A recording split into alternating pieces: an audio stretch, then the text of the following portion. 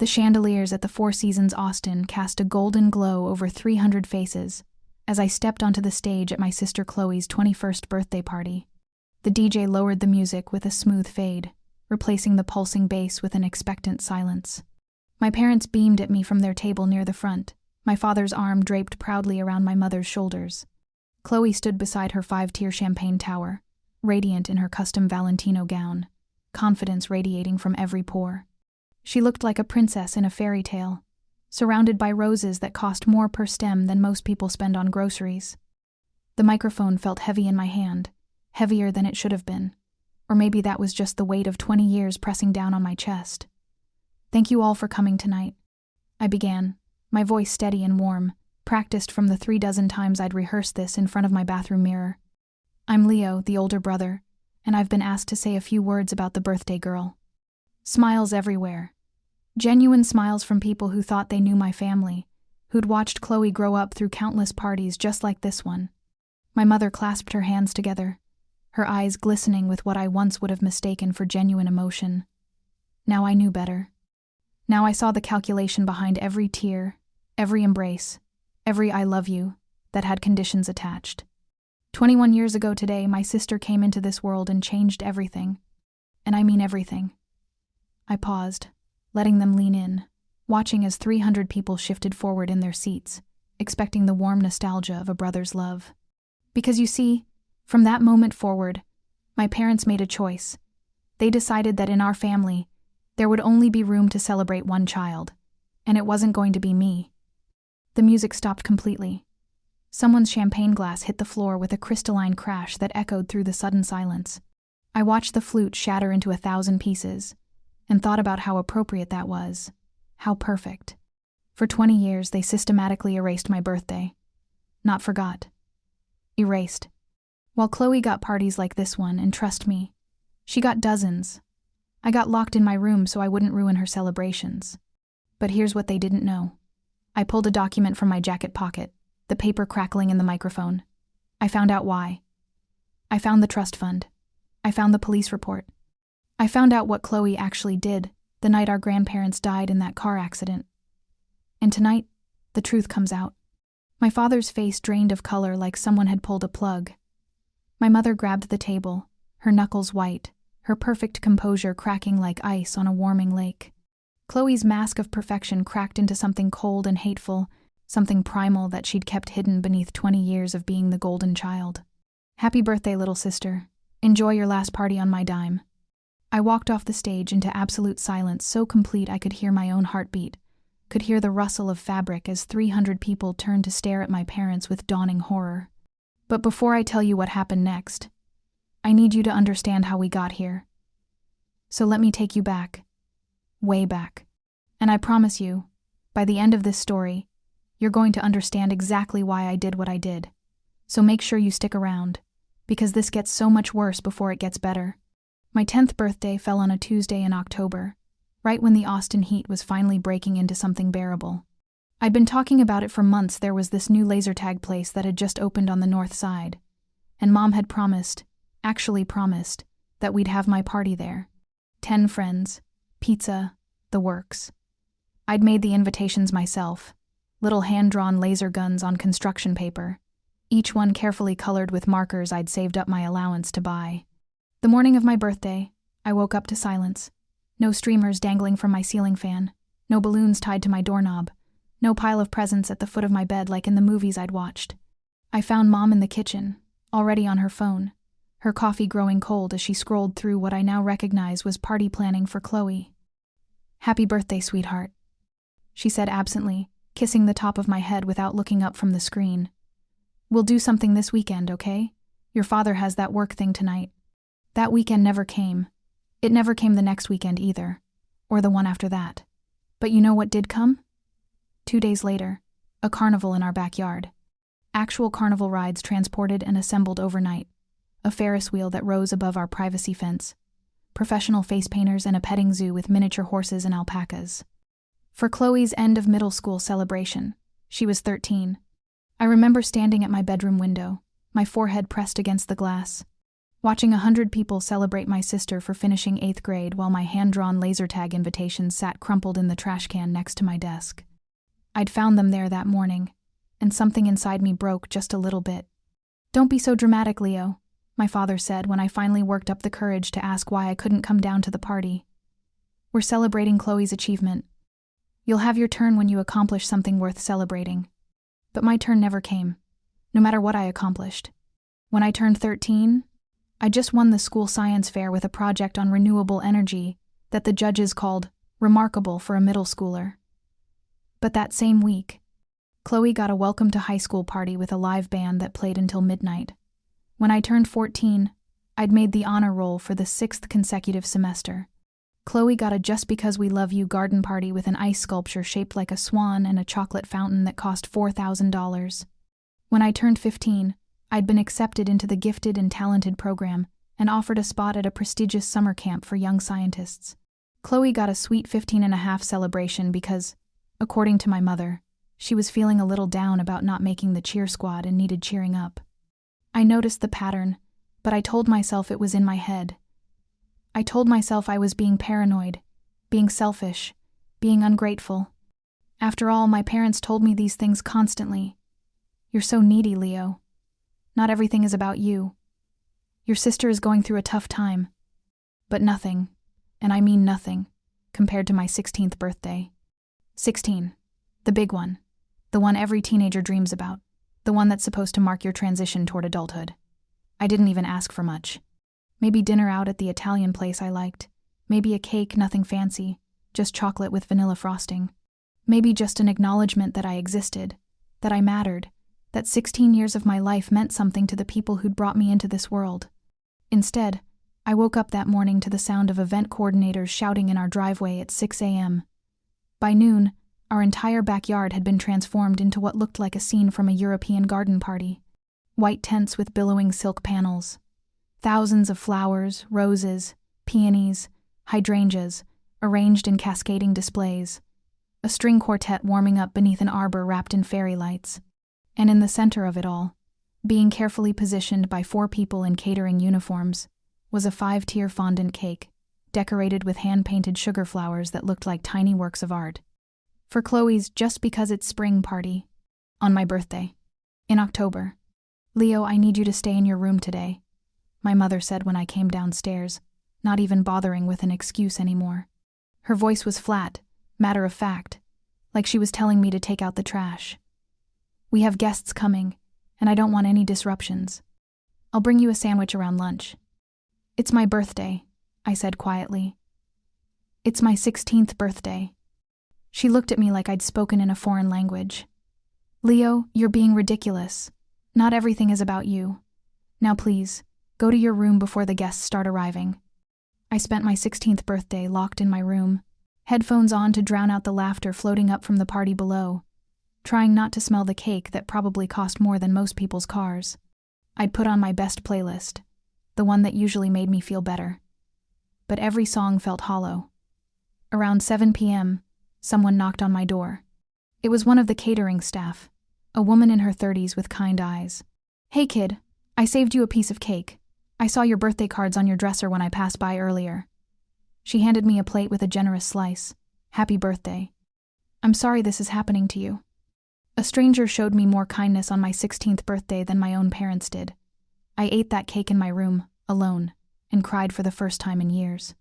That night, like every birthday night for as long as I could remember, my phone rang at exactly 11:47 p.m. Aunt Carol. My dad's sister, the one we never saw at family gatherings anymore, the one whose name made my mother's face go tight whenever it came up. "Happy birthday, Leo," she whispered, like she always did, like she was sharing a secret the universe wasn't supposed to hear. "I'm so sorry, sweetheart. One day, you'll understand. One day, the truth will come out, and you'll understand why they're doing this." "Why what, Aunt Carol? Why do they hate me? What did I do wrong?" But she'd already hung up. She always hung up before I could ask the questions that kept me awake at night. The pattern continued with mechanical precision. My 17th birthday, Chloe got a "You're almost an adult" yacht party on Lake Travis with a DJ and a fireworks show. My 18th, Chloe got a Last summer before college, 3-day extravaganza in Cabo San Lucas. My 19th. Chloe got a halfway through college, formal dinner party, with a Michelin star chef flown in from New York, who prepared a 7-course meal. And me? I got, maybe next year, Leo, and don't be so needy, and why can't you just be happy for your sister? But it was my 20th birthday that broke something fundamental in me. I'd gotten into UT Austin on a full academic scholarship, the only way I could afford college since my parents made it clear that Chloe's tuition to SMU came first, second, and always. I was home for fall break, and I thought, maybe, just maybe, they'd acknowledge it. Maybe they'd see that I'd done something remarkable, something worth celebrating. Instead, I came home to find event planners setting up for Chloe's "just because you deserve it" party. When I asked my mother, as calmly as I could manage, when we might do something for my birthday, she looked at me with genuine confusion, like I'd asked her to explain quantum physics. "Leo, you're 20 years old. Aren't you a bit old for birthday parties?" Chloe was 19. She'd had 47 parties by my count. 47 celebrations for everything from first day of summer to "you looked pretty today" to "it's Tuesday and we love you." And I was too old at 20? That's when it crystallized. This wasn't forgetfulness. This wasn't favoritism. This wasn't even preference or unconscious bias. This was systematic.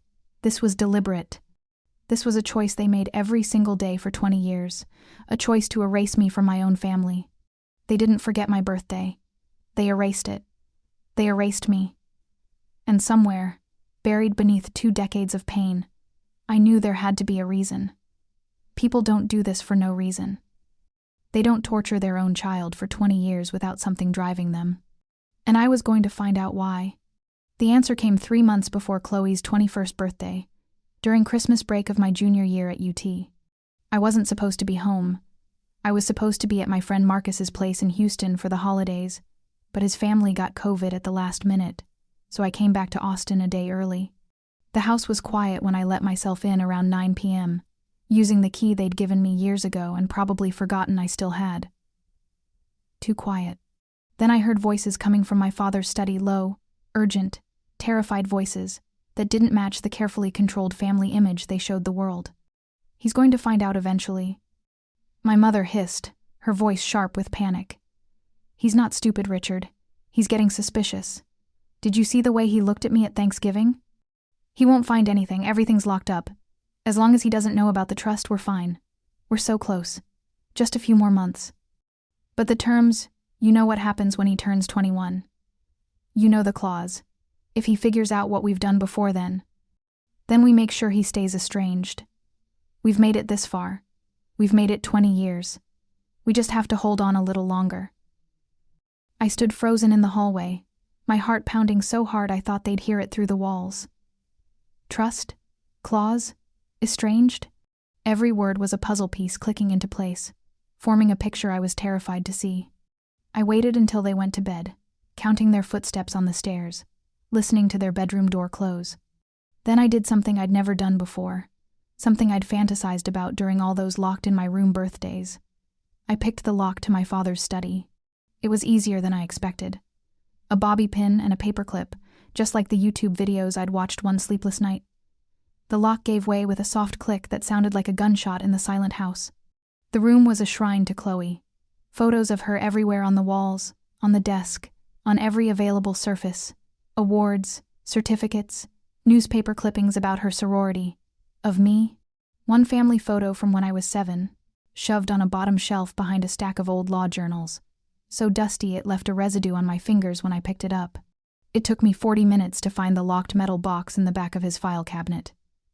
Another 20 minutes to pick that lock with shaking hands, fumbling twice, convinced I'd hear footsteps at any moment. Inside, 2 documents that would change everything. The first was a will. No, not a will, a trust document. The Thorne family trust, established by my paternal grandfather, Frederick Thorne, a man who'd died when I was 3. I read it 3 times before my brain could process what I was seeing, because surely this couldn't be real. Surely this was a mistake, a dream, a hallucination brought on by 20 years of gaslighting. $12 million. $12 million. to be distributed to Richard and Margaret Thorne's eldest child upon their 21st birthday, with one condition. The child must be in good standing with the family. The document defined good standing with painful specificity, regular contact, acknowledged family relationship, no estrangement, no legal disputes, no severance of familial bonds. If the eldest child was estranged from the family defined as no contact for 6 months or more, or any legal action against the family, the entire sum defaulted to the second child. I was the eldest child. In 3 months, I turned 21. They'd spent 20 years pushing me away, making me feel worthless, erasing my existence all so they could manufacture an estrangement and give my inheritance to Chloe. They'd systematically destroyed my childhood, traumatized me, made me question my own sanity and worth, all for money, for $12 million that was supposed to be mine. 20 years of psychological abuse, for money. But that wasn't even the worst part. The second document was a sealed police report from 23 years ago, yellowed with age, stamped with confidential in faded red ink. I had to read it 4 times before my hand stopped shaking enough to hold it steady. My grandparents, Frederick and Eleanor Thorne, the ones who'd established the trust, had died in a car accident when I was 3 and Chloe was 1. Single car accident, rainy night, my grandfather lost control and hit a tree on Highway 71. My grandmother died instantly from the impact. My grandfather died in the hospital 2 days later from his injuries. That's what I'd been told my entire life. A tragic accident, a wet road, a momentary loss of control, bad luck, and bad weather. But the police report told a different story. A story that had been suppressed, sealed, buried so deep it should never have seen light. There was a witness, a truck driver named Robert Chen who'd been behind my grandparents' car that night. His handwritten statement was paperclipped to the report, the ink slightly smudged but still legible, and I read his words aloud in that dark study, my voice breaking. I saw the whole thing clear as day. It wasn't an accident. There was a little girl in the back seat, couldn't have been more than a year old. I saw her reach forward and yank the steering wheel hard to the left, like it was a game. The old man tried to correct, but they were going too fast. The car spun out and hit that tree head-on. I told the officers what I saw, but the family's lawyer showed up and next thing I know, I'm being told to keep my mouth shut. They said no one would believe a baby could do that. They said it would destroy what was left of that family. But I know what I saw. That baby killed her grandparents. Chloe had killed the grandparents who'd set up the trust fund. Whether it was really deliberate or some bizarre toddler action, didn't matter. What mattered was that my parents knew. They'd suppressed the police report. They'd paid off or intimidated the witness. They'd buried the truth so deep that even the police file had been sealed. And they'd spent 23 years protecting their investment, protecting Chloe, protecting the golden child who'd killed the people who'd wanted to take care of me. I sat in that study until sunrise, those 2 documents in my lap, watching the sky turn from black to gray to pink, and felt something inside me crystallize into diamond-hard resolve. I wasn't angry anymore. Anger was too hot, too messy, too emotional. Anger made mistakes. I was cold, calculated, strategic. Checkmate was coming, and my parents had taught me how to play this game perfectly by watching me suffer for 20 years. I had 3 months until my 21st birthday. 3 months until I legally came into my inheritance, assuming my parents couldn't prove estrangement. 3 months to plan a controlled demolition of everything they'd built on the foundation of my stolen childhood. Step 1. I needed a lawyer. Not just any lawyer, I needed someone who specialized in trust law, someone who wasn't afraid to go against one of Austin's prominent families, someone hungry enough to take on a case this explosive. I found Miranda Chen through a professor at UT's law school.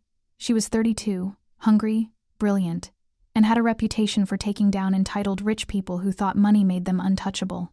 When I laid out the documents in her office on a gray January morning, her eyes went wide behind her glasses. "Jesus Christ," she breathed, reading through the trust document for the 3rd time. "This is Leo. Do you understand what you have here? This isn't just about the money. This is fraud. This is evidence suppression. This is systematic child abuse with premeditation. Your parents could face serious legal consequences, criminal consequences." "Good," I said simply, my voice steady in a way it hadn't been in years. "Can you help me?" She could. Over the next 6 weeks, we built an ironclad case. She got the trust documents certified as authentic through a forensic document examiner. She tracked down the original police report through her connections at APD, confirming it was the only copy that hadn't been destroyed. She hired an investigator who confirmed that the witness statement had never been officially processed.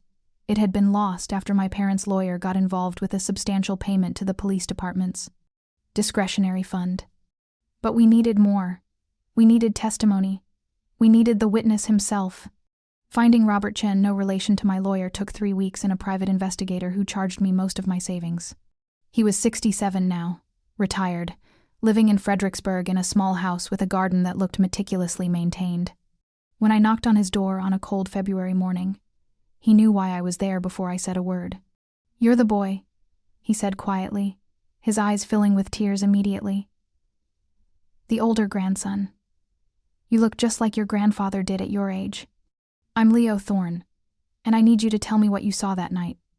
We sat in his living room for 3 hours. He told me everything, how he'd been traumatized by what he'd witnessed, how he'd stopped driving trucks for a year afterward because he kept seeing that little hand reaching for the wheel, how he'd been visited by my parents' lawyer 2 weeks after the accident and threatened with a defamation suit if he ever spoke publicly about what he saw, how he'd been offered money to recant his statement, and when he refused, how he'd been told his career would be destroyed if he didn't back down, how he'd carried the guilt of his silence for 23 years, knowing that his cowardice had let a terrible injustice stand. "I should have fought harder," he said, tears streaming down his weathered face. "I should have made them listen. Maybe if I had, things would have been different for you. Your grandfather, he talked about you all the time. He had such plans for you. He wanted to make sure you'd be taken care of. And I let them take that away from you. You can make it different now," I told him, taking his hand. "I need you to give a sworn affidavit. I need you to tell the truth one more time, officially this time, in a way they can't bury. Can you do that?" He could. Miranda notarized his statement a week later, and I watched this man who'd been silenced for 23 years finally speak his truth. It was one of the most powerful moments of my life. Step 2. I had to make sure my parents had no idea what was coming. For 2 months, I played the perfect beaten dog. I came home for Chloe's birthday preparations, smiling and helpful. I nodded when my mother gave me a list of chores to help set up for the party, ironing tablecloths, arranging flowers, all the menial tasks they'd never let Chloe touch. I acted grateful when my father offered me a job at his firm. "If you want to make something of yourself, son." I watched Chloe preen and plan her perfect 21st birthday bash. The most expensive party yet. I'd overheard my mother on the phone with the event planner, talking about a $200,000 budget. My money, every single cent of it, was mine, and they were spending it on her final victory lap, her coronation as the winner of a 20-year game I hadn't known I was playing. The beautiful thing? They believed it. They believed they'd broken me completely. They believed I'd accepted my place as the invisible son, the forgotten child, the one who didn't matter. My mother actually hugged me one night and said, "I'm so glad you've matured, Leo. Family is everything, and it's good to see you finally understand that." I hugged her back and said, "You're right, Mom. Family is everything." And I meant it, just not the way she thought I did. The night before Chloe's party, I couldn't sleep. But it wasn't anxiety. It wasn't fear. It wasn't even anticipation. Really, it was the calm before something inevitable. Something that had been building for 20 years and was finally about to break free like water through a crumbling dam. I'd spent 2 decades being invisible in my own family. 20 years of being erased, gaslit, and systematically destroyed, all for money that was supposed to be mine, all to prop up a golden child who'd killed the people who'd loved me. Tomorrow night, I would become unforgettable. Tomorrow night, I wasn't bringing anger or hatred to that stage. I was bringing consequence. I was bringing truth. I was bringing justice. And consequences, I'd learned, have a way of echoing forever. The chaos after my toast was beautiful in its totality, a masterpiece of destruction I'd orchestrated with surgical precision. My father lunged toward the stage, his face purple with rage, but hotel security held him back. I'd warned them there might be a disturbance and paid extra for additional security. My mother was screaming denials to anyone who would listen, her voice shrill and desperate.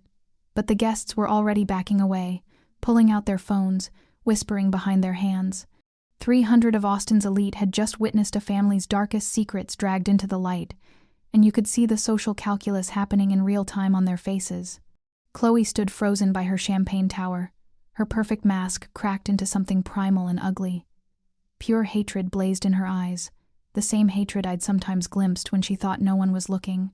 She'd spent 20 years as the golden child, untouchable, perfect, and I'd just shattered her pedestal with a single toast and 2 documents. I walked out of the Four Seasons with my head high, past people I'd watched celebrate my sister for 2 decades while pretending I didn't exist. Some looked shocked, some looked confused, but most looked disgusted, and not at me. They were looking at my parents with the kind of revulsion reserved for people who hurt children for profit, for people who'd been exposed as monsters wearing human skin. The next morning, Miranda served the papers, a lawsuit for fraud and breach of fiduciary duty, the witness affidavit, notarized and unimpeachable, the suppressed police report with its damning details, and a formal notice that I was claiming the full trust, effective immediately, with grounds to pursue criminal charges for evidence tampering and obstruction of justice. My father tried to call me 63 times that day. I counted. I blocked him after the first voicemail, which was a masterpiece of gaslighting. How could you do this to your family? After everything we've done for you? You're tearing this family apart over money? But the real fallout? That took 6 months to fully unfold, and I watched every second of it from my new apartment in downtown Austin, finally living on my own terms, finally breathing air that didn't feel poisoned by lies. The gossip circuit in Austin society works faster than any news network. Within a week, everyone knew. The Thorns, who'd built their reputation on being the perfect family, the charitable family, the family that had it all, they were revealed as monsters who'd psychologically tortured their own son for 2 decades. For money. It was the kind of scandal that doesn't fade, that stains everything it touches. My father's law firm asked him to retire early. Translation: they didn't want the scandal of having a partner who'd abused his own child. Several of his major clients quietly moved their business elsewhere. My mother's position on the board of 3 charities? Gone within 2 weeks. Who wants a child abuser representing their nonprofit? Who wants that stain on their organization's reputation? The house in Barton Creek, the one where I'd spent my 16th birthday locked in my room listening to Chloe's party, sold to pay legal fees. They tried to fight the trust claim at first, hiring expensive lawyers who promised they could prove I'd estranged myself. But Miranda had built a case so airtight that their own lawyer advised them to settle after 3 months of hemorrhaging money. Your son has documentation of every birthday you forgot, their lawyer told them in a deposition I wasn't present for, but Miranda told me about later. He has testimony from witnesses who saw him locked in his room during family celebrations. He has your own words and emails talking about manufacturing an estrangement. You cannot win this. Chloe had to drop out of SMU. The tuition money dried up overnight, and the student loans would have been crushing.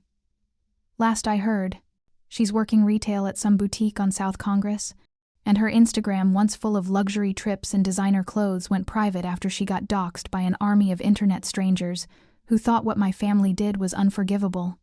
I didn't direct that mob. I didn't encourage it. But I didn't stop it either. But karma has a way of being poetic, of finding just the right note to strike. The trust fund paid out the week after my 21st birthday, after my parents' lawyers gave up and signed the settlement. $12 million, transferred into my account in one lump sum that made my bank's fraud department call me 3 times to confirm it was legitimate. Every cent my grandparents had wanted me to have. Every cent they'd saved and invested and protected, hoping to give their grandson a future. The first thing I did? I called Aunt Carol. She cried for 20 minutes straight, great heaving sobs of relief and joy and grief for everything I'd lost. I wanted to tell you so badly, she sobbed into the phone. Every year, every birthday, I wanted to tell you about the trust. But they'd already cut me out of the family for questioning them, and I thought if I said anything, they'd make sure you never saw a penny. I thought staying quiet was protecting you. I'm so sorry, Leo. I'm so sorry. You have nothing to be sorry for, I told her, meaning every word. You were the only one who remembered. You were the only one who called. You were the only family I had. She's the only family I talk to now. We have dinner every Sunday at a little Italian place downtown, and we never talk about my parents unless I bring it up. She's teaching me how to cook her famous lasagna. I'm teaching her how to use her smartphone properly. The second thing I did, I started a foundation. The Forgotten Children Foundation, focused on kids and families where they're neglected or psychologically abused. Because I know now that what happened to me wasn't unique. It's not even rare. It just usually doesn't come with a $12 million inheritance to expose it and fund the fight against it. We provide therapy, legal assistance, emergency housing for kids who need to escape. We work with schools to identify signs of systematic neglect. We fund research on psychological abuse and its long-term effects. It's become my life's work, and every child we help feels like a small redemption for the child I was. I also made sure Robert Chen, the witness who'd carried guilt for 23 years, knew that none of this was his fault. I set up college funds for his 3 grandchildren. I visited him in Fredericksburg and told him that his courage in finally speaking up had given me my life back. He cried too. We all did a lot of crying that year. As for my parents and Chloe, I haven't spoken to them in 6 months now. They tried to reach out once, through a lawyer, asking for a family reconciliation and suggesting we could move forward together. I sent back a one-line response through Miranda. You made sure I was estranged from this family for 20 years. I'm just honoring your wishes. Sometimes people ask me if I regret it. If I regret exposing them so publicly, destroying their reputation, ruining Chloe's party and her life. If I regret not handling it privately, not giving them a chance to make amends. I don't. For 20 years, they made me feel invisible.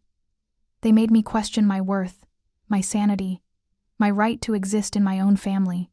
They made me believe I deserved to be forgotten, that there was something fundamentally wrong with me that made me unlovable.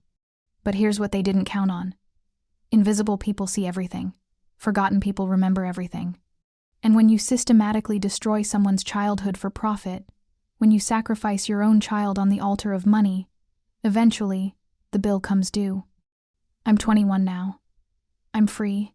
I'm finally beautifully free. And every year on my birthday, I throw myself a party. Nothing fancy. Nothing like Chloe's extravaganzas. Just me, Aunt Carol, a few real friends I've made, people who see me and value me for who I am, and a cake. A cake I actually get to eat, that I choose myself, that celebrates another year of being alive and being free. Turns out, that's all I ever wanted. To be seen, to be remembered, to matter. If this story moved you, if it made you feel something, hit that subscribe button. This channel is dedicated to stories of people who refused to be silenced, who fought back against injustice, and who found freedom on the other side. Your story matters, your truth matters. And sometimes, the best revenge isn't revenge at all. It's simply living well, building something beautiful from the ashes, and refusing to be erased. Thanks for watching, and I'll see you in the next one.